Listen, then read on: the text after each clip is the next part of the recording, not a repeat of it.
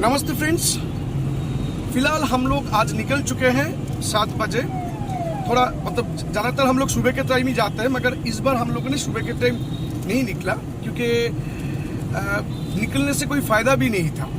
Destination आज जहाँ का है वो लगभग जो घर का डिस्टेंस घर से लगभग 670 किलोमीटर की होगा, तो हम लोग शायद पूरा नहीं कर पाएंगे।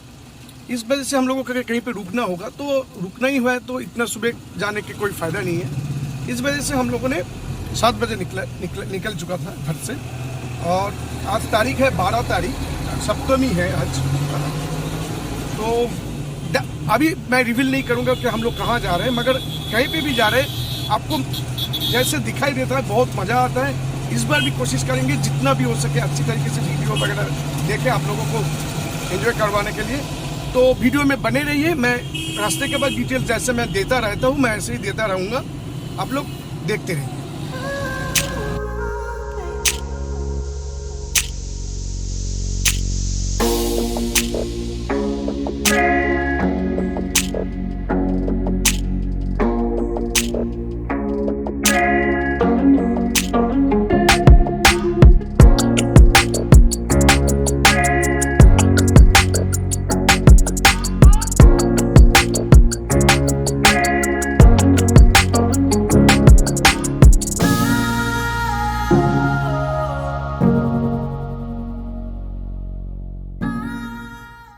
जितने बार भी मैं जर्नी स्टार्ट करता हूँ इस विद्यासागर सेतु सेकेंड हुगली सेतु में आके ना एक अलग सा महसूस होता है, अलग सा फीलिंग्स होता है, एक थ्रिल जगता है। तो इसकी वजह से मैं मेरा जितना भी वीडियो है आप देखेंगे कि इस सेतु का तो वीडियो आना ही है और देंगे भी।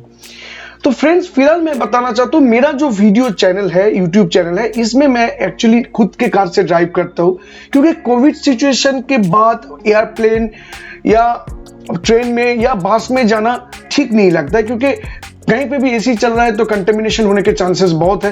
क्योंकि अगर आप ट्रेन में भी बैठे रहे होगे, अगर पानी वगैरह पीना है तब तो आपको मास्क खोलना ही है। तो इसके वजह से बहुत सारे लोग कोशिश करते हैं कि ट्रेन बस ये अवॉइड करने के लिए, मगर खुद के कार होने के बाद भी वो लोग जान नहीं पाते कि रास्ते का कंडीशन कैसा होगा, मैं कर पाऊंगा क्या नहीं कर पाऊंगा, कोई प्रॉब्लम होगा कि नहीं होगा। इसके वजह से मैं खुद कार लेके जाता हूँ और मेरा फैमिली जाता है मेरे साथ। तो इसकी वजह से मैं पूरा रास्ते का जो एक्सपीरियंस है, कैसा है, अच्छा है, बुरा है, कहीं पे क्या करना है, टोल कितना होगा, डिटेल इंफॉर्मेशन आप लोगों को दे देता हूँ। और मैं खुद एक्सपीरियंस करता हूँ कि अगर रास्ता खराब है तो आपको अल्टरनेट रूट भी बता दूंगा। इस वीडियो में मैं अल्टरनेट रूट भी बता दिया है, और इस जो रास्ते से हम लोग जा रहे थे कहाँ पे क्या प्रॉब्लम है, डिटेल्स है। इसके लिए आपको पूरा वीडियो अच्छे तरीके से देखना है, स्किप मत कीजिएगा, क्योंकि स्किप करेंगे तो आपको शायद बहुत सारी जानकारी मिस हो सकता है। डानकुनी टोल प्लाजा से कुछ आगे आके हम लोगों ने यहाँ पे रुका ब्रेकफास्ट वगैरह करने के लिए, क्योंकि ब्रेकफास्ट हम लोगों के साथ था। तो इस बार हम लोगों के साथ 2 गाड़ी है टोटल कुल मिला के, एक तो मेरा आप लोग पहचान नहीं है और एक मेरा भैया का। दोनों गाड़ी एक साथ जा रहे हैं, टोटल कुल मिला के 10 आदमी हम लोग जा रहे हैं। कहाँ पे जा रहे हैं ये भी फिलहाल और भी थोड़ा रखते हैं, बाद में आपको रिवील करेंगे।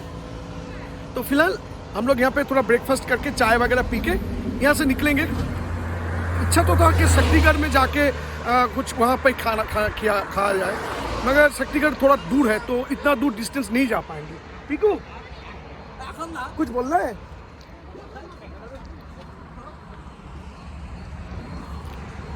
ये सब बदमाशी ये सब चल रहा है।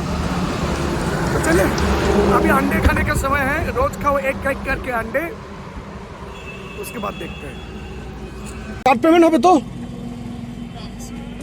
একদম লবালব করে দিন, একদম ফুল ট্যাঙ্কি ডিজেল না পেট্রোল।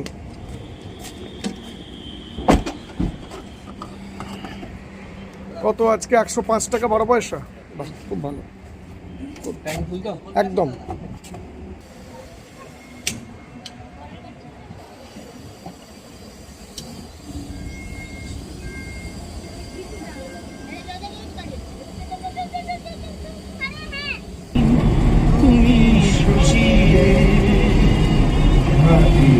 इतना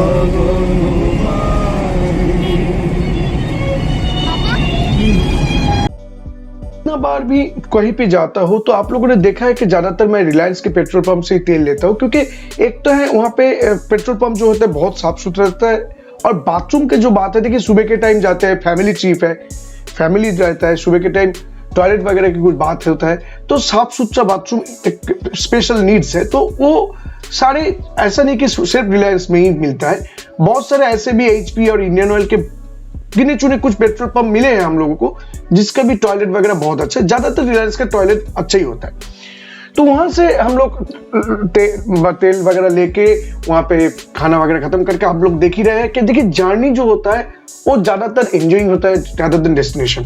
तो हम लोग गाने गाते गाते, गाने सुनते सुनते, खाना वगैरह खाते, चिट चैट करते करते हम लोग निकल रहे थे। और इस रास्ते के टोल इन्फॉर्मेशन दे दूं, जिस रास्ते से हम लोग कलकत्ता से रायगढ़ जा रहे थे, या आप लोग सिलीगुड़ी भी बता सकते हैं, तो इसमें इतना ही टोल आ सकता है, और अलग रास्ते से जाएंगे तो इससे थोड़ा कम शायद टोल आता है, क्योंकि इस रास्ते में बहुत सारे टोल है। और हम लोग जब जा रहे थे, अब देखिए दोनों साइड के जो ग्रीनरी है, देखिए ग्रीन तो यहाँ पे दिखने को नहीं मिलता है, ग्रीन देखने के लिए आंखें तरस जाता है, मगर यहाँ पे आके आंखों को ना सुकून मिलता है। यही एंजॉयमेंट है, यही खुद के कार लेके जाने का फायदा है। देखिए आप फ्लाइट में जाएंगे तो आपको कुछ भी दिखाई नहीं देगा, कुछ करने का भी नहीं है। ट्रेन में जाएंगे तो आपको कुछ दोनों साइड कुछ व्यू मिलता है। तो यही एक मजा है कि आप लोग इसको अच्छी तरीके से खुद के टाइम के हिसाब से एंजॉय कर सकते हैं। तो ऐसे करके करके हम लोग धीरे धीरे निकल चला, और जो ग्रीनरी है इसको बहुत अच्छी तरीके से एंजॉय कर रहे थे। बहुत अच्छा लग रहा था, सब पूरा जहां पे भी देखे एक ब्लू स्काई, उसके नीचे ग्रीन, खूब बहुत ही अच्छा लग रहा था देखने। अभी हम लोग ऐसे ही 7 की तरफ जा रहे हैं। तो जहां से हम लोग बर्धमान से राइट लिए थे, उसके बाद ये जो रोड है, ये रोड खराब तो नहीं, मैं नहीं बोलूंगा, मगर कुछ कुछ पैचेस है जहाँ पे लगभग कंक्रीट नहीं है और बम्पर बहुत है। तो अगर आप इस रास्ते से आ रहे हैं तो आपको थोड़ा सावधानी बरतना पड़ेगा। स्पीड ज़्यादातर हम लोग 40 से 50 या 60 तक ही ले पा रहे हैं। उसके बाद शायद इस रोड में इतना स्पीड में चलाना ठीक नहीं होगा, क्योंकि डोमेस्टिक एनिमल की थोड़ा प्रॉब्लम है यहाँ पे रास्ते के आसपास। और व्यू बहुत ही बढ़िया है, आप लोग देख ही रहे, दोनों रास्ते के दोनों साइड ग्रीनरी, फुल ग्रीनरी है, कोई प्रॉब्लम नहीं है। मतलब और थोड़ा रोड अगर अच्छा हो जाता तो और भी मजा आ जाता। ठीक है, चलिए इसको ही मान के चलते हैं। तो आप लोग देखते रहिए, हम लोग इन्फॉर्मेशन देते रहेंगे आप लोगों को इस रोड के बारे में। आप लोग कलकत्ता से सिलीगुड़ी करेंगे या रायगंज करेंगे, तो पहले जो रास्ता गूगल दिखाता है, एक तो है कलकत्ता से एयरपोर्ट होके भी आप लोग जा सकते हैं, यहाँ पे जाके आप लोग मिलेंगे मोरग्राम में। और एक रास्ता है ये वाला, SH7 वाला। मैं एक चीज बता देता हूँ, हम लोग इस बार इसी रास्ते से गए थे, क्योंकि बहुत सारे लोगों ने बहुत सारे वीडियो में देखा था रास्ते का हालत खराब है। मैंने सोचा चलो कुछ दिन तो हो गया है, कुछ इंप्रूवमेंट तो होना ही चाहिए। मगर बर्धमान से जब आप राइट ले लेंगे, उसके बाद मोरग्राम तक, मोरग्राम मतलब मोरग्राम तक, यहां तक की रास्ता बहुत ही खराब है। और ये रास्ते का हालत देखना है, अगर आप लोग इसी रास्ते को फॉलो करना चाह रहे हैं तो आप लोग देख सकते हैं। मैं मेरा वीडियो में पूरा रास्ते का व्यू दे दूंगा।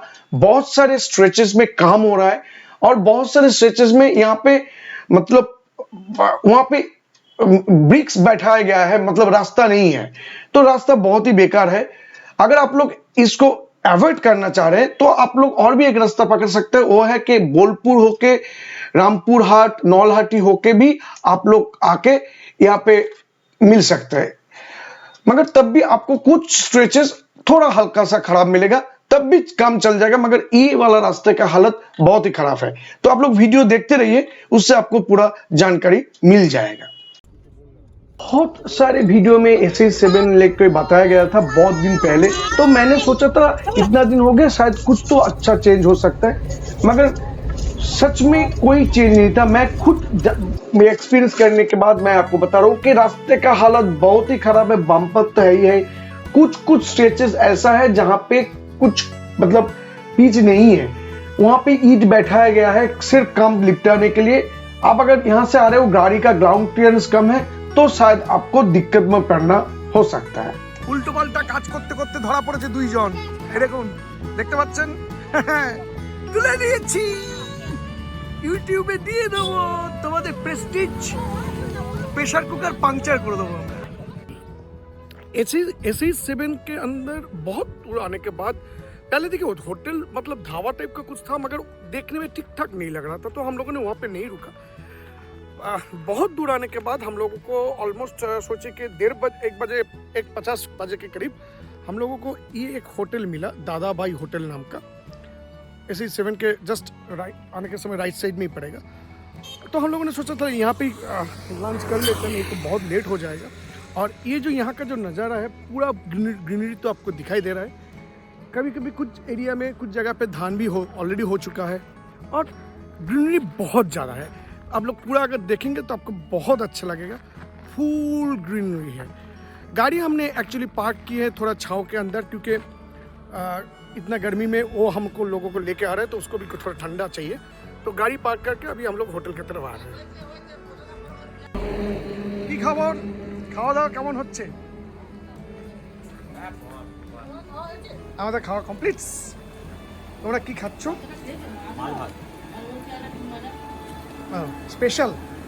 স্পেশাল এডিশন ডিম ভাজা।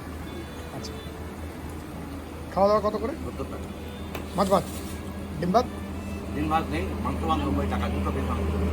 और हमारे दीदी, हम लोगों ने घर से खाना लेके आया था, इसलिए हम लोगों ने वहाँ पे नहीं खाया। हम लोग गाड़ी के आसपास बैठे के ही खा लिया। उन लोगों ने खाने के लिए गया था, और वो जितने टाइम खा रहे थे मैंने एक गांव के रास्ता मिला, बहुत अच्छा लग रहा था। बहुत दिन के बाद एक ऐसा रास्ता मिला, उसके पीछे आगे और ग्रीनरी तो पूरा ही है, बहुत ही अच्छा लग रहा था। ऐसा नहीं कि डेस्टिनेशन ही एक देखने की जगह होते है, आप जहाँ से भी जाते हो वहाँ पे भी बहुत सारी देखने की जगह है। बहुत ही इच्छा कर रहा था, या लग रहा था कि नीचे जाऊं धान खेत में, मगर डर भी लग रहा था क्योंकि सांप वगैरह होने के भी चांसेस है। तो देखते हैं कितना दूर तक। और ये जो रास्ते का जो फील है ना, एक मिट्टी का, ये कुछ अलग है। जब तक वो लोग को खाना खत्म नहीं कर लेते, मैं सोचा दिखा देता हूँ। और यहाँ पे कुछ पोर्शन में धान को जो गाछ था ना, वो थोड़ा खराब खत्म हो गया, ज्यादा बारिश की। और ये एसी 7 है, मैं आप लोगों को बताया, बहुत ही घटिया कंडीशन है। और अगर हो सके तो दूसरा जो रास्ता मैंने बताया उसी को लेने की कोशिश कीजिए।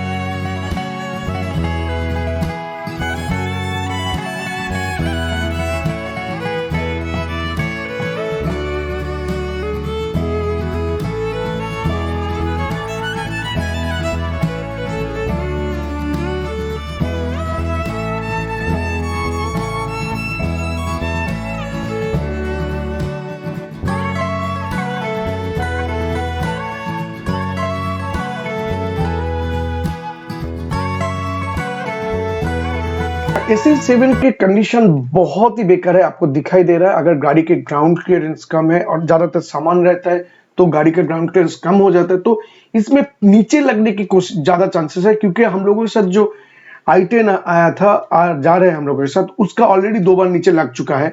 मेरा फिलहाल तो नहीं लगा है, मगर जो कंडीशन है लग सकता है। और इस रास्ते में बहुत सावधानी बरतिएगा, क्योंकि एक ही रास्ते से गाड़ी अप एंड डाउन हो रहा है, और गाड़ी की कभी इधर कभी उधर ऐसे करते करते आ रहा है। इस रास्ते में स्पीड कतई मत लीजिएगा, क्योंकि इससे बहुत ही बड़ा एक्सीडेंट हो सकता है।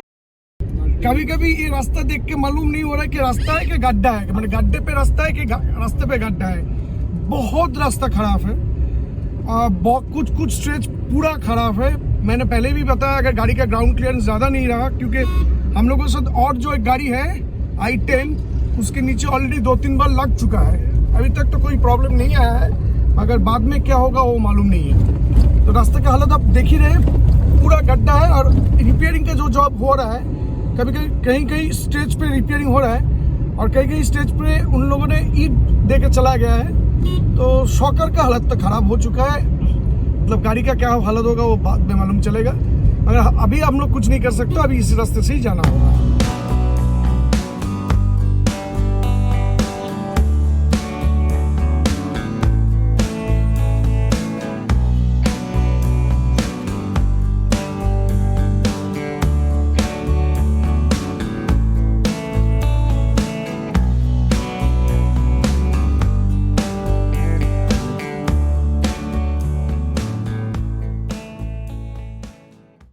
यहाँ पे एक जगह मिला जहाँ पर नाम था बर्ड नेस्ट जोन। तो यहाँ पे एक्चुअली साउंड नहीं आ रहा था ठीक ठाक, इसकी वजह से बाद में मेरे को एडिट करना पड़ा।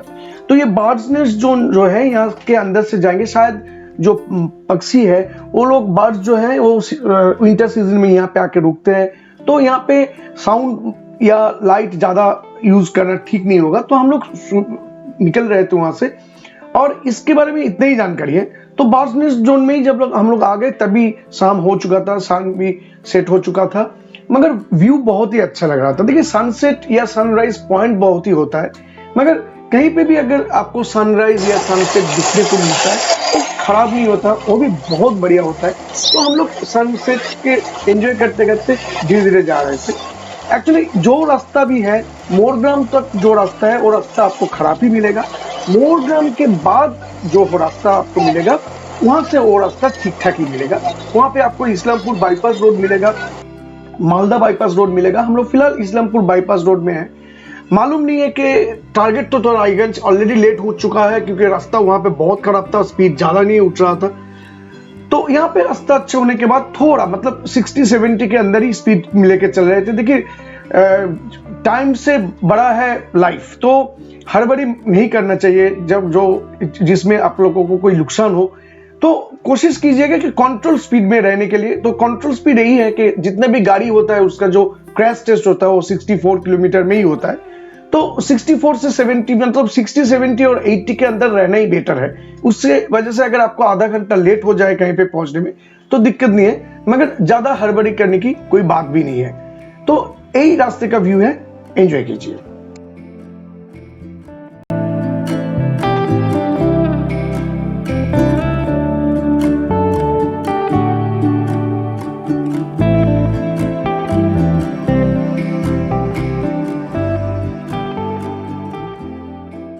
के 6 बजे के करीब हम लोग फरक्का ब्रिज में आ गए हैं, और यहाँ से अभी भी रायगंज का डिस्टेंस ऑलमोस्ट 111 किलोमीटर है। मालूम नहीं कि हम लोग कर पाएंगे नहीं कर पाएंगे। और फरक्का ब्रिज में, बैरेज में, मैं एक बात बता दूं, बहुत ही सिक्योर जोन है। यहाँ पे उतर के तस्वीर वगैरह लेके या गाड़ी रुकवाने की कोई कोशिश भी नहीं कीजिएगा, क्योंकि बहुत सारे सिक्योरिटी है। और यहाँ पे मतलब कार का जो स्पीड है वो 20 से 30 के अंदर ही आपको रखना है। और इस ब्रिज में कभी भी ओवरटेक करने की भी मत सोचिएगा। और ब्रिज का कंडीशन भी यहाँ पे बहुत खराब है, मतलब रास्ता यहाँ पे बहुत सारे उबड़ खबड़ है। तो धीरे धीरे गाड़ी चलेगा, नहीं तो गाड़ी का प्रॉब्लम हो सकता है। मगर कभी भी यहाँ पे रुक के कुछ करने की मत सोचिएगा, क्योंकि बहुत सिक्योर है। शायद ऐसे कुछ करने से आपको कुछ प्रॉब्लम ना हो जाए। तो ये सारी बातें ध्यान में रखिए। फिलहाल फरक्का से थोड़ा आगे आ चुके हैं और यहाँ पे आके थोड़ा रुके हैं, क्योंकि हम लोग के साथ और जो एक मेरा ब्रदर की जो गाड़ी था वो अभी तक नहीं आ पाया। तो यहाँ पे रुक के फरक्का से थोड़ा आने के बाद यहाँ पे थोड़ा कुछ होटल मिला, यहाँ पे थोड़ा चाय वगैरह पी ली, यहाँ पे थोड़ा डीम टोस्ट वगैरह भी खा लिया। तो शायद हम लोग रायगंज जाने के बाद था आज, तो रायगंज शायद जा नहीं पाएंगे, क्योंकि एक्चुअली प्रॉब्लम है कि अभी भी रायगंज 130 किलोमीटर डिस्टेंस है। तो वहाँ तक जा पाना शायद मतलब जा तो सकते हैं, मगर शायद बहुत रात हो जाएगा। शायद हम लोग मालदा में रुकने की कोशिश करेंगे, देखते हैं क्या होता है। ठीक है। आने के बाद हम लोगों को मालदा बाईपास रोड मिल गया था, और उसके बाद भी रिलायंस का भी पेट्रोल पंप मिल गया। तो फिर वहाँ पे लवालब करवा के हम लोग रायगंज की तरफ निकल चुके थे, क्योंकि हम लोगों ने देखा एक्चुअली रात में जब ड्राइव करेंगे ना तो दूसरा साइड से जो कार आते हैं वो सब हाईवे में आते हैं, तो उसमें ड्राइव करना थोड़ा मुश्किल होता है। मगर इस रास्ते में डिवाइडर में पेड़ लगा हुआ था, तो उसके वजह से उस साइड का लाइट इधर नहीं आ रहे थे, तो हम लोग अच्छी तरीके से जा पा रहे थे। तो हम लोगों ने सोचा जितना तक हो सके रायगंज की तरफ हम लोग चले जाए, क्योंकि दूसरा दिन बहुत सारे जगह दूर है, जगह पे भी जाना है, देखना भी है।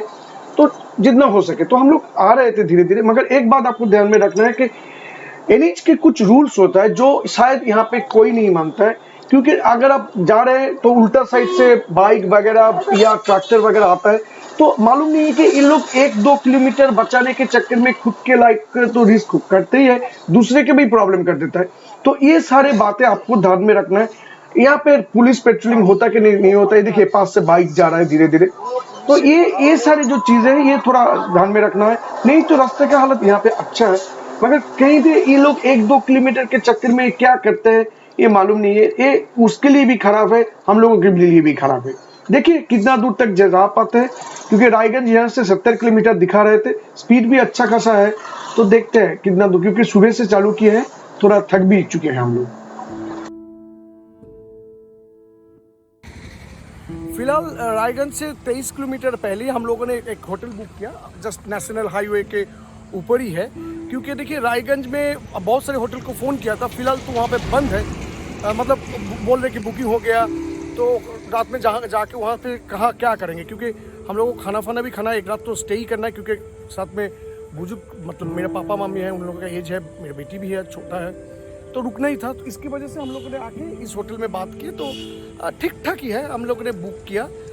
अभी बज रहे 10 बज रहे, तो यहाँ पे खाना वगैरह सब ऑर्डर कर दिया है। यहाँ पे नहा धो के साफ होके खाना वगैरह खा के सो जाएंगे, कल सुबह ही यहाँ से निकल जाएंगे, जितना भी जल्दी हो जाएगा उतना ही जल्दी। तो चलिए फिलहाल आज के लिए इतना ही, नेक्स्ट ब्लॉग में मिलते हैं, नेक्स्ट और भी कुछ अच्छा जानकारी देंगे।